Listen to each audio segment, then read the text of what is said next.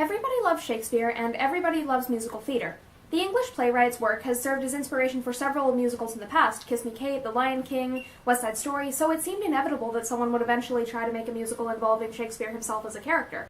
That show turned out to be Something Rotten, a comedy that opened on Broadway in 2015 and stars two brothers trying to compete with Shakespeare's popularity by writing the world's first musical. In theory, this should be the greatest thing ever, right? Let's go. I'm the Broadway Neophyte, and this is Something Rotten. We open with a number that sums up the artistic and scientific achievements of the English Renaissance. Welcome to the Renaissance, where printing press has a fancy bus.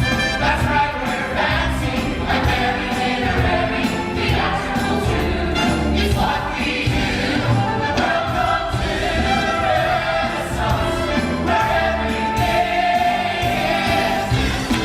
is. The setting combines modern slang and dancing with 1500s costumes, but it's not a serious attempt to parallel historic times with the present day like Hamilton. It's more of a drunk history or Monty Python feel.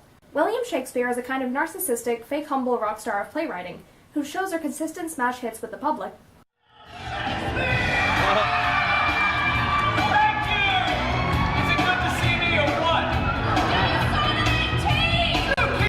Meanwhile, brothers Nick and Nigel Bottom run their own theater troupe, whose shows are consistently overshadowed by the Bard. Nick is jealous of Shakespeare's fame and sees him as overrated and pretentious, while Nigel is a huge fanboy who aspires to write plays and poems as good as his one day.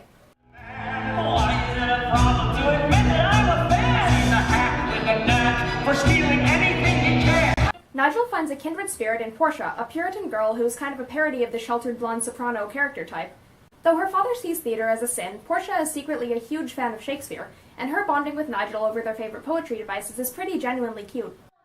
Oh, is there no pity in the clouds that sees into the bottom of my grief? Romeo and Juliet, Act 1, Scene 5. You've seen it? 6 times, and you? Oh! Meanwhile, Nick is out to save their theater troupe, which will lose funding if they can't perform a successful show. Reluctant to let his wife Bea work to support them, he goes to Nostradamus the soothsayer to find out the next big thing in theater, and is told that it's musicals. The two of them launch into a song full of meta jokes about how nobody would ever watch a show where the actors just start dancing and singing.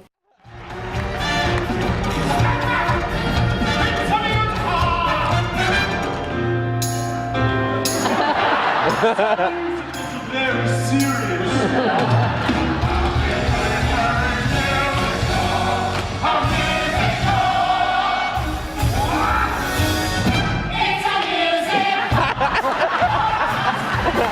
This wouldn't be so bad, except that it goes on for over 7 minutes and just kind of strings together endless references to every possible musical without really connecting them to anything or making jokes about them. All of the dialogue is sung in a very dramatic fashion. There's no talking. There's no talking. And they often stay on one note for a very long time. So that when they change to a different note, you notice. Okay, that one was actually pretty funny. You know, they don't directly tell you that they're making fun of the style of really serious sung-through musicals like Les Mis, but if you're familiar with those shows, then you can kind of infer the parody. Sounds miserable. I believe it's pronounced miserable.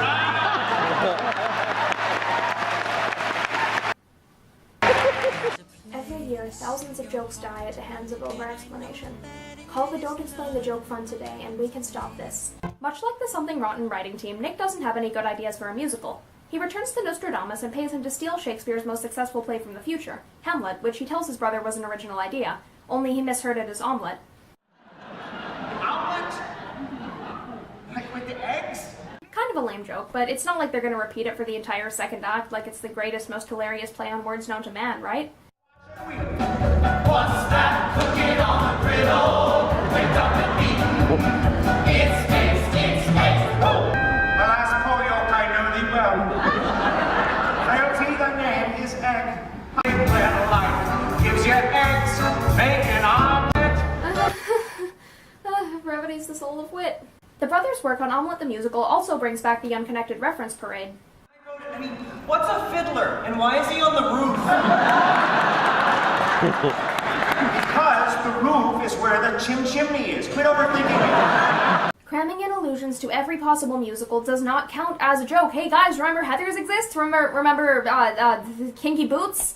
Remember, Billy Elliot? That's a musical, right? You know, I said those names. I referenced them. That's a joke. Why aren't you laughing? The whole stage covered with singing cats! No, wait! No, that's right, singing cats. Okay, I did laugh at that cheap shot at cats, but I'd probably laugh at any cheap shot at cats, so that doesn't count, okay? Portia's father finds out about her relationship with Nigel and locks her in a tower to keep them apart.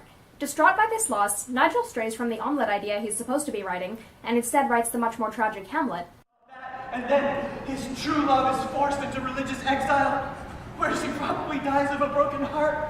And then he descends into madness, and then he dies, and everyone dies, and the whole stage is covered in bodies, and blood, and death, and the rest is silence.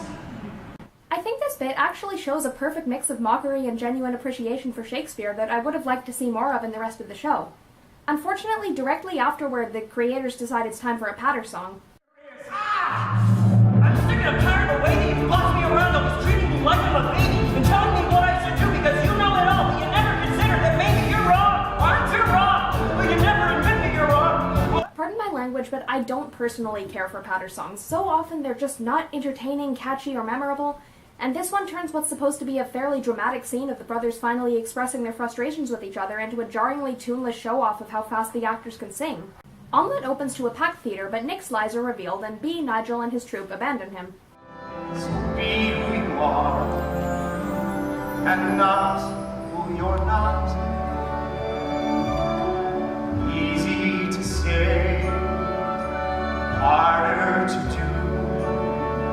Oh, who is this man here that I've turned into?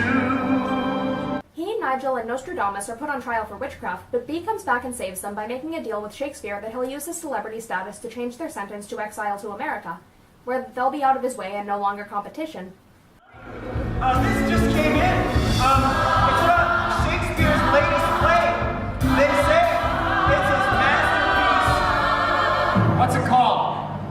Hamlet. I was this close. The Something Rotten soundtrack is passable. I mean, none of the songs are really awful, but they're all pretty standard musical comedy songs. You can always kind of tell what jokes they're going to make, and a lot of times they go on way longer than they're actually funny, like this tap dancing bit in the Act 1 finale. Well then, I have been waiting for this moment for so long, I'm gonna enjoy it. Now you are the courage. Oh yes, I will. Oh no, oh yes, I will. Oh yes, I will. Oh no, oh, my accomplishments are much more accomplished than your in your reach. I'm the best. If I had to pick a favorite, I'd probably go with Right Hand Man, in which Nick's wife B argues that she should be allowed to hunt and work like men do, and support her husband in an equal partnership. You should be a team for any dream or any scheme and how it should be done. Just let me handle things. Sure, I could stay in the background, just smiling every now and again. Just to be a pretty lady, that would be a pity, baby. Let me be your right-hand man. It's a fun song, musically and vocally, and calls back to many of Shakespeare's female characters, including B's namesake Beatrice from Much Ado About Nothing, who strive to break out of the sexist standards of their time. There's also Willpower, an upbeat call-and-response crowd song starring the one and only Bard of Avon, who it is pretty entertaining to see played as an egotistical celebrity.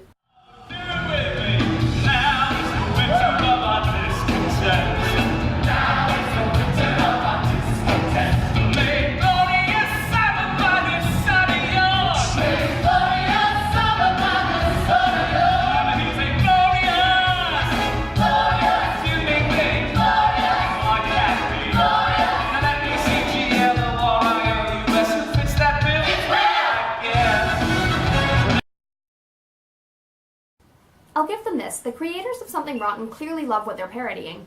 Nick Bottom, Beatrice, and Portia are all named for characters in Shakespeare plays, and they include a lot of fun history tidbits like Shakespeare inventing the word bedazzled. But regrettably, referencing a lot of things doesn't make for a show that really stands out from the crowd. The plot, soundtrack, costuming, and set design are all pretty forgettable, and while there are a handful of funny moments, the musical has an unfortunate tendency to beat them into oblivion. It's like a Shakespearean tragedy, except all the jokes die. Ultimately, I think Something Rotten is very okay. You know, it's not going to change the game of musical theater or win a ton of awards or anything, But, you know, it's a fun show to see with your friends if they're in town and tickets aren't too expensive. You'd probably have a good time. I'm the Broadway Neophyte, and if music be the food of love, play on. So incredibly hard, so inconceivably, unbelievably hard. It's hard to be the bard.